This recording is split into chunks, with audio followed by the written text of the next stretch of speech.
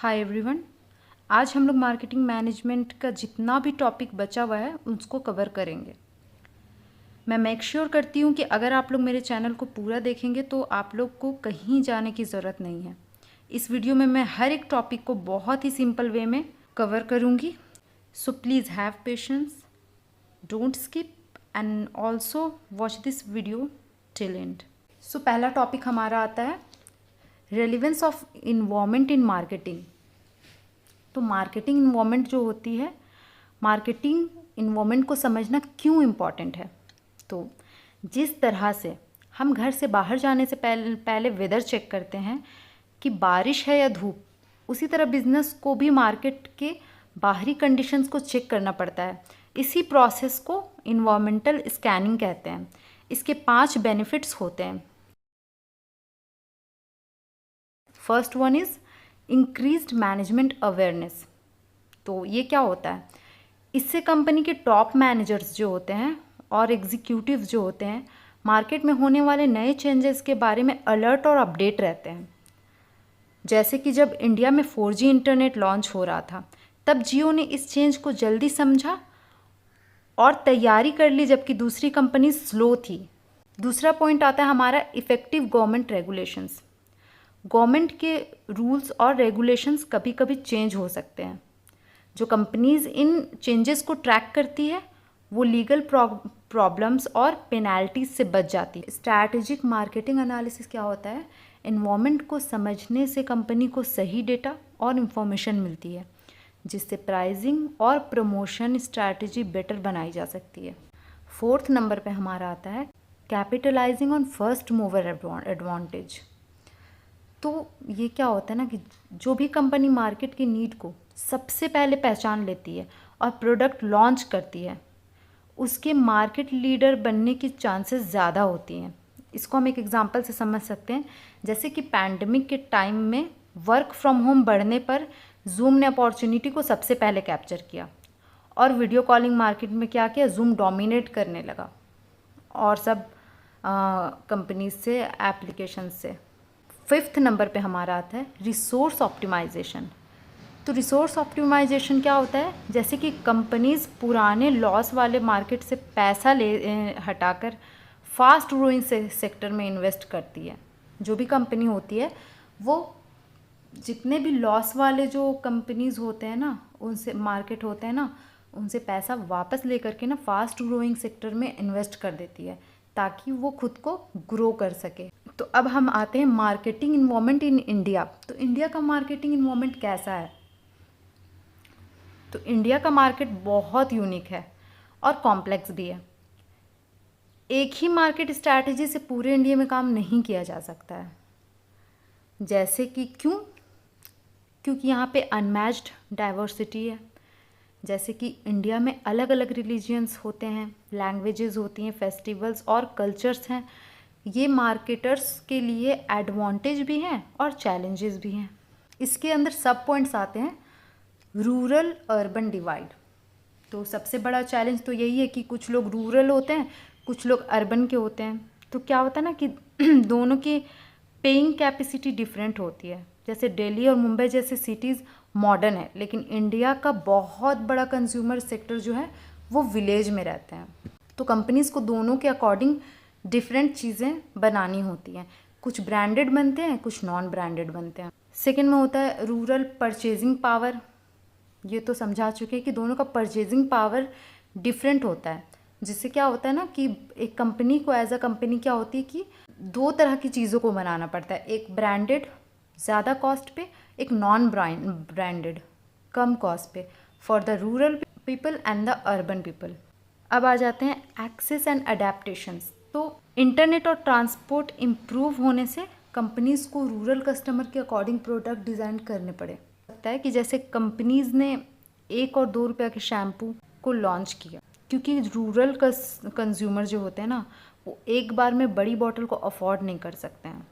Value conscious consumer. तो ये क्या होता है, इंडियन कंज्यूमर हमेशा वैल्यू फॉर मनी प्रोडक्ट चाहते हैं, कम प्राइस में ज़्यादा फीचर्स। जैसे कि जो हमारी रेडमी कंपनी है, शाओमी और रेडमी इंडिया में इसलिए पॉपुलर हुए क्योंकि उन्होंने लो प्राइस में प्रीमियम स्मार्टफोन फीचर्स दिए, इसीलिए वो क्या किए कि डोमिनेट करने लगे, इंडियन लोग ज़्यादा परचेज करने लगे उसको। अब हम आ जाते हैं ऑर्गेनाइजेशनल कंज्यूमर पे। तो ऑर्गेनाइजेशनल कंज्यूमर दो तरह के होते हैं, गवर्नमेंट भी होते हैं और प्राइवेट कंपनीज भी होते हैं। जब कंपनीज अपने प्रोडक्ट दूसरे ऑर्गेनाइजेशन या बिजनेस को सेल करती है तो इसे हम B2B मार्केटिंग कहते हैं। तो यहाँ पर हम समझेंगे इसके डिफरेंसेस को, जैसे कि फीचर्स। पब्लिक सेक्टर मतलब गवर्नमेंट, तो इसका क्या फीचर्स होता है? डिसीजन स्पीड क्या होता है पब्लिक सेक्टर में? स्लो, बहुत स्लो होता है, पेपर वर्क बहुत ज़्यादा होता है। जबकि प्राइवेट सेक्टर में होता है बहुत फास्ट और ये फ्लेक्सिबल भी होता है डिसीजन स्पीड। परचेज टाइमिंग क्या होता है पब्लिक सेक्टर में? मोस्टली फाइनेंशियल ईयर के एंड में परचेजिंग टाइमिंग होती है। जबकि प्राइवेट सेक्टर में क्या होता है कि साल भर डिमांड के अकॉर्डिंग परचेज किया जाता है चीज़ों को। सेल्स स्ट्रैटेजी क्या होती है पब्लिक सेक्टर में? टेंडर और बाइंडिंग प्रोसेस के थ्रू होती है, जबकि प्राइवेट सेक्टर में डायरेक्ट नेगोशिएशन होते हैं। तो ये था इसका डिफरेंसेस। अब हम देखते हैं गवर्नमेंट रेगुलेशंस अफेक्टिंग मार्केटिंग। अब जो गवर्नमेंट के रेगुलेशंस जो होते हैं वो मार्केटिंग को कैसे अफेक्ट करते हैं? तो मार्केटिंग को कंट्रोल करने वाले लॉज कौन कौन से हैं? Consumer protection act. ये क्यों बना? ये लॉ कंज्यूमर को मिसलीडिंग एड्स और डिफेक्टिव प्रोडक्ट्स से प्रोटेक्ट करने के लिए बना है कंज्यूमर्स को। दूसरा में आते हैं कंपटीशन एक्ट। अब कंपटीशन एक्ट क्यों बनी? तो बड़ी कंपनीज को अनफेयर कंपटीशन और प्राइस मैनिपुलेशन से रोकती है। जितनी भी बड़ी कंपनीज जो है वो अनफेयर प्राइस ना सेट कर सके किसी भी प्रोडक्ट का, इसलिए कंपटीशन एक्ट बनी। Food safety and standards act फसाई। ये क्या है? तो ये इंश्योर करता है कि फूड प्रोडक्ट्स सेफ और हाइजीनिक हो ताकि कंज्यूमर जो है वो हेल्दी रह सके। फिर हमारा BIS एक्ट आया। ये प्रोडक्ट की क्वालिटी और सेफ्टी गारंटी करती है। BIS एक्ट जो होती है ये प्रोडक्ट की क्वालिटी और सेफ्टी गारंटी करती है। जैसे कि ISI मार्क हो जाता है इलेक्ट्रिकल प्रोडक्ट के लिए, हॉल मार्क हो जाता है गोल्ड ज्वेलरी के लिए। Specialised health law. तो हेल्थ लॉज क्या है? टोबैको और अल्कोहल जैसे जो भी प्रोडक्ट होते हैं उसके एडवर्टाइजिंग पर स्ट्रिक्ट रेस्ट्रिक्शंस लगाए गए हैं, क्योंकि ये सेहत के लिए बिल्कुल भी अच्छा नहीं होता है। तो इसको एडवर्टाइज़ करना ही मना है ताकि लोग इससे ज़्यादा फेमिलियर ना हो। अब हम आते हैं मार्केटिंग इम्प्लीकेशंस ऑफ रेगुलेशंस। अब इन रेगुलेशंस का मार्केटिंग में कैसे इम्प्लीकेशन हुआ? Truth in advertising. तो कंपनीज क्या की? ट्रूथ इन एडवर्टाइजिंग की, मतलब कि कंपनीज फॉल्स क्लेम नहीं कर सकती अब, क्योंकि ये लॉ बनी हुई है तो वो फॉल्स क्लेम नहीं कर सकती। अगर कोई मेडिकल या ब्यूटी क्लेम करता है तो उसमें साइंटिफिक प्रूफ होना ज़रूरी है। फिर हम आते हैं मैंडेटरी लेबल स्टैंडर्ड। तो ये क्या होती है? पैकेजिंग जो होता है किसी प्रोडक्ट का उस पर न्यूट्रिशनल फैक्ट्स होने चाहिए, इंग्रेडिएंट्स होने चाहिए, मैन्युफैक्चरिंग डेट होनी चाहिए, एक्सपायरी डेट होनी चाहिए और फसाई नंबर क्लियरली लिखना कंपलसरी है, उसमें लिखा होना चाहिए। जैसे कि किसी भी सिंबल का भी यूज़ कर सकते हैं, जैसे कि green dot means vegetarian, brown dot means non vegetarian. तो ये क्या है? लॉ बनी हुई है। सरोगेट एडवर्टाइजिंग ये क्या है? अल्कोहल और टोबैको जैसे जो ब्रांड्स होते हैं, तो ब्रांड्स जो होते हैं वो अल्कोहल टोबैको जैसी चीज़ों को डायरेक्ट एड्स में नहीं दिखा सकते, इसलिए वो सेम ब्रांड नेम से दूसरे प्रोडक्ट्स एडवर्टाइज करती हैं। अब हम आते हैं गवर्नमेंट प्राइसिंग सीलिंग्स।